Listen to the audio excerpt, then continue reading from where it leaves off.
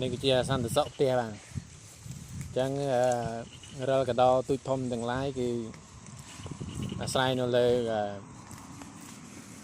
កំបាក់នេះហើយបាទខ្ញុំយកមកពីទន្លេសកស្កែនេះខ្ញុំយកពីទន្លេសកមកហើយវាបាក់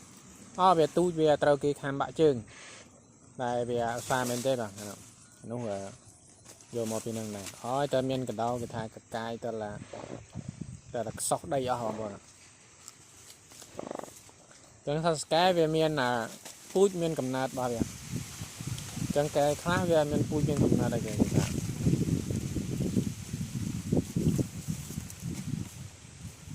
កែខ្លះមានកំណើតអញ្ចឹងកកាយ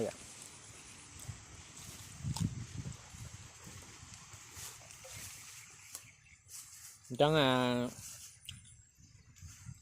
អានេះយកមកក្រោយយកពីពីអង្គរខៀសអានេះយកពីទន្លេសកនឹងកូនរបស់វាកូនមួយហ្នឹងតែវាពូជកំណើតវាស្វាក់ដូចនេះខ្ញុំមិនសរសើរអីទេខ្ញុំថាស្កែពេលណាទៅដល់ដៃខ្ញុំភាគច្រើនវាល្អឯងបាទនិយាយឆ្កែតាមម្ចាស់ល្អឯងឆ្កែល្អឯងហ្នឹង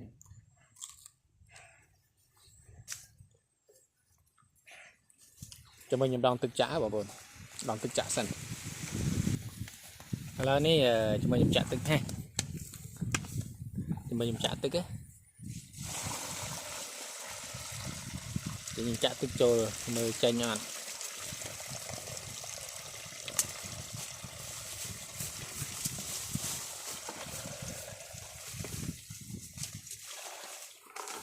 ច្រើនកដោវានៅក្នុងទឹកអត់បានយូរទេតិចវាចេញ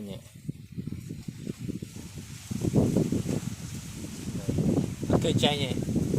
តែដងច្រើនកថាំងតិចបងប្អូនច្រើនកថាំងតិចវាអាចចេញ